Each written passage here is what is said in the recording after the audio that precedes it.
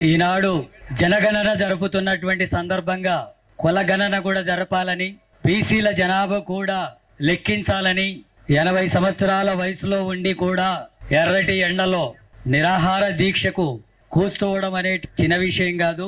అందుకే హనుమంతన్న ఏ సమస్య వచ్చినా పోరాటంలో ముందుండేటికుడు.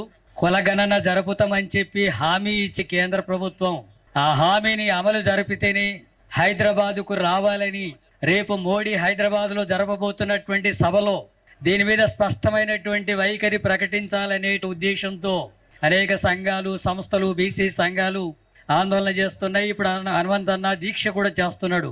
సిపిఎం పార్టీగా కూడా కేంద్ర ప్రభుత్వాన్ని డిమాండ్ చేస్తున్నాం.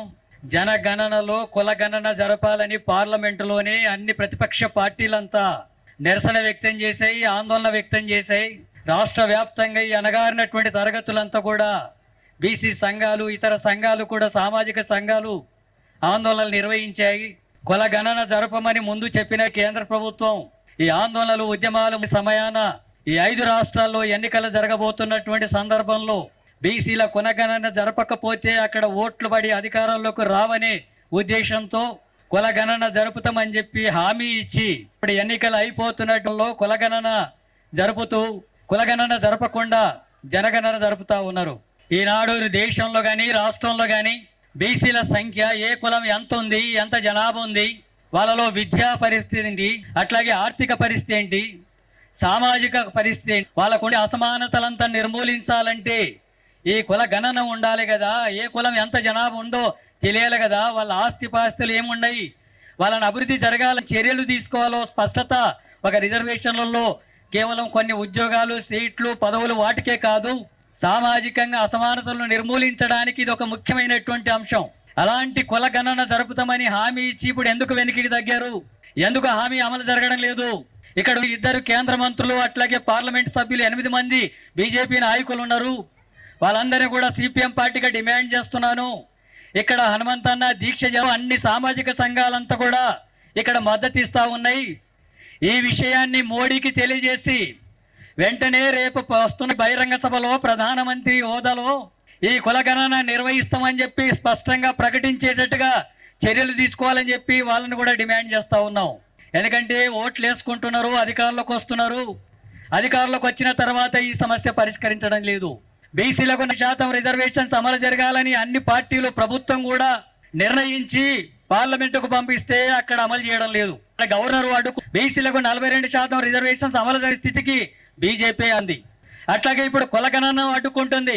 కులగణన జరగకపోతే బీసీల రిజర్వేషన్లు సాధ్యం కాదు. విద్యా, వైద్యంలో, ఉద్యోగాల్లోనే కాదు, ప్రజా ప్రాతినిధ్యంలో కూడా రిజర్వేషన్స్ అమలు జరగాలంటే ఈ కులగణన జరగాల. ఇప్పుడు వాళ్ళు దానికి అడ్డపడుతున్నారు. మహిళలకు రిజర్వేషన్స్ అని చెప్పి డీలిమిటేషన్కు లింక్ పెట్టి మహిళా రిజర్వేషన్ అడ్డుకున్నారు. మహిళా రిజర్వేషన్లలో కూడా బీసీల మహిళలకు కూడా రిజర్వేషన్స్ కావాలని డిమాండ్కు, అట్లాగే జరుగుతున్నట్టు అంశానికి కులగణనకు లింక్ ఉంది. వాళ్ళు మహిళల రిజర్వేషన్కు వ్యతిరేకమే, బీసీ రిజర్వేషన్లకు వ్యతిరేకమే, మన రాష్ట్రంలో 42% రిజర్వేషన్ల అమలుకు వ్యతిరేకమే, అట్లాగే ప్రైవేట్ రంగంలో ఎస్సీ, ఎస్టీ, బీసీ, మైనార్టీలకు అమలు జరిగే రిజర్వేషన్లకు వ్యతిరేకమే, ప్రభుత్వ రంగంలో రిజర్వేషన్స్ అమలు జరుగుతున్న వాటికి కూడా వాళ్ళు వ్యతిరేకమే. మొత్తం ప్రభుత్వ రంగ సంస్థలంతా కూడా కార్పొరేట్లకు అప్పగించి ఈ రిజర్వేషన్లని తొలగించాలనే ఉద్దేశంతో బీజేపీ, కేంద్ర ప్రభుత్వం, కార్పొరేట్ సంస్థలంతా కూడా ఉన్నాయి. అందుకే వాళ్ళు సామాజిక న్యాయానికే వ్యతిరేకం, సామాజిక న్యాయం అమలు జరగడానికే వ్యతిరేకం, రాజ్యాంగంలో సామాజిక తరగతులకు ఇచ్చిన హక్కులకు వ్యతిరేకం, వాళ్ళు రాజ్యాంగానికే వ్యతిరేకం, మనవాదాన్ని ముందుకు తీసుకురావాలంటే వాళ్ళు ఉన్నటువంటి వాళ్ళు. అందుకే వాటికి వ్యతిరేకంగా మనమందరం కూడా ఐక్యంగా పోరాడితేనే ఈ సమస్య పరిష్కారం అవుతుంది. సిపిఎం పార్టీ సామాజిక న్యాయానికి పూర్తిగా మద్దతు ఇస్తుంది. ఎస్సీ, ఎస్టీ, బీసీ, మైనార్టీల, అణగారిన తరగతులు, మహిళల మీద జరుగుతున్న దోపిడీ, సామాజిక అసమానతలు నిర్మూలించడం అనేది ఈరోజు సమాజం ముందున్నటువంటి బాధ్యత. ఆ అసమానతలు నిర్మూలించే క్రమంలో ఈ రిజర్వేషన్స్ ముఖ్యం. ఈ రిజర్వేషన్స్ అమలు జరగాలని కులగణన ముఖ్యం. కుల గణనలో బీసీల సంఖ్య అంటూ స్పష్టత కావాల్సిన అవసరం ఉంది. అందుకే సిపిఎం పార్టీ పూర్తిగా సంపూర్ణంగా మద్దతిస్తుంది. హనుమంతన్న దీక్షకు పూర్తిగా సిపిఎం పార్టీ రాష్ట్ర కమిటీ మద్దతిస్తుంది. ఈ దీక్షకు మద్దతుగా ఇచ్చే ప్రతి కార్యక్రమానికి అది రాష్ట్ర వ్యాప్తంగా ఇచ్చినా హైదరాబాద్లో ఇచ్చినా సిపిఎం పార్టీ పూర్తిగా మద్దతునిస్తూ పాల్గొంటుంది. ఈ సమస్య పరిష్కారం అయ్యేంత వరకు కూడా సిపిఎం పార్టీగా కూడా సొంతగా కూడా కార్యక్రమాలు నిర్వహిస్తాం. అట్లాగే సామాజిక న్యాయం కోసం చేసే సంస్థలు చేసే ఏ దానికైనా మేము మద్దతునిస్తాం. మేము ఈ దేశంలో కుల అసమానతలు లేని సమాజం కావాలని కోరుకునే వాళ్ళం. స్త్రీ పురుష అసమానతలు లేని సమాజం కావాలని కోరుకునే వాళ్ళం.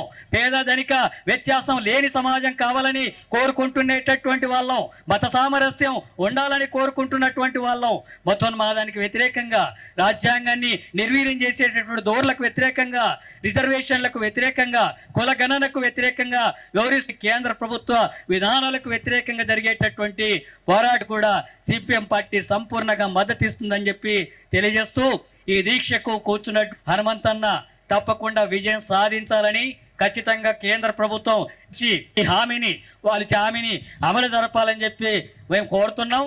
ఆ రకంగా జరగకపోతే మాత్రం ఈ రాష్ట్రంలో పెద్ద ఎత్తున సామాజిక న్యాయం కోసం ఈ కుల గణన నిర్వహించాలని ఉద్యమం పెద్ద ఎత్తున తీవ్రతరం అవుతుంది. అన్ని రాజకీయ పార్టీలు కూడా ప్రత్యక్షంగా పూనుకోవాల్సి వస్తుంది. దానికి కేంద్ర ప్రభుత్వం బాధ్యత వహించాల్సి ఉంటుంది. రాష్ట్ర బీజేపీ కూడా బాధ్యత వహించి హెచ్చరిస్తూ మరోసారి అన్న దీక్షకు మద్దతుని తెలియజేస్తూ ముగిస్తున్నాను.